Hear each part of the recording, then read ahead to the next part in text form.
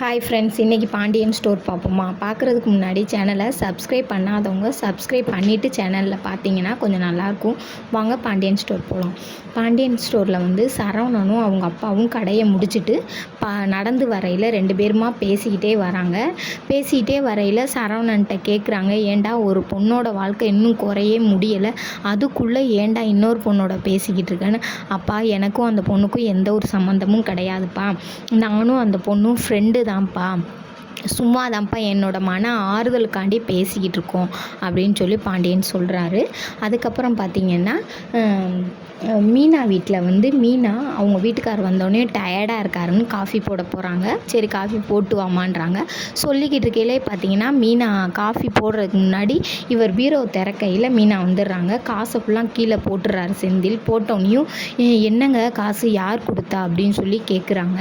கேட்கையில் எவ்வளவோ பொய்யை பேசி இந்த காசு வேறு காசுன்னு சொல்லி எதையோ சொல்லி மேனேஜ் பண்ணி முடிச்சிட்டாரு. அடுத்து பார்த்திங்கன்னா பாண்டியன் ஸ்டோர் குடும்பத்தை காட்டுறாங்க. அங்கே பார்த்திங்கன்னா எல்லோரும் சாப்பிட்டுக்கிட்டு இருக்காங்க. சாப்பிட்டுக்கிட்டு இருக்கையில் ராஜி என்ன செய்கிறாங்கன்னு பார்த்தீங்கன்னா முட்டை, அவிச்ச முட்டையும் வெள்ளரிக்காய் இந்த மாதிரி வெந்தது வேகாதா சாப்பிட்டுக்கிட்டு இருக்காங்க. அவங்க அரசிமா சொல்கிறாங்க, இருக்க முடியும், அதை விட்டுட்டு நீ இப்படி சாப்பிட்டா எப்படி பண்ணுறதுன்னு சொல்லி கொடுத்தோடனே அவர் சோப்பை வாங்காமல் துணி துவைச்சிட்டு இருக்காங்க. அவங்க அப்பா துணி துவைச்சிட்டு அழுக்கு இருக்குது, ஆனால் எங்கே கோமதி துவைச்சிருவாங்களோன்னு நினச்சி எல்லார் வீட்லேயும் நடக்கிறதா இங்கேயும் நடக்குது. அப்படியே நடந்துக்கிட்டு இருக்கையிலே பார்த்திங்கன்னா கோமதி துவைச்சிருவாங்கன்னு நினச்சி அதையே அலசி அதையே காயையும் போட்டுறாரு. அழுக்கே போகலைங்க அப்படின்னு சொல்லி சொல்கிறாங்க. கேட்க மாட்டுறாரு.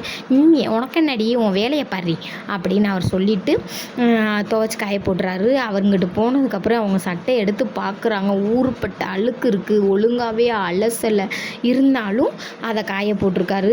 சட்டையை எடுத்துகிட்டு யோசித்து பார்க்குறாங்க, இவருக்கு எதுக்கு நம்ம துணி துவைக்கணும், இவ்வளோ தூரம் நம்ம சொல்லியும் இன்னும் வைராக்கியமாக இருக்காருன்னா இவருக்கு நம்ம செய்கிறதே வேஸ்ட் அப்படின்னு சொல்லிட்டு அந்த சட்டையை பார்த்துட்டு அப்படியே விட்டுட்டு போயிடறாங்க. அதோட நாடகம் முடியுது.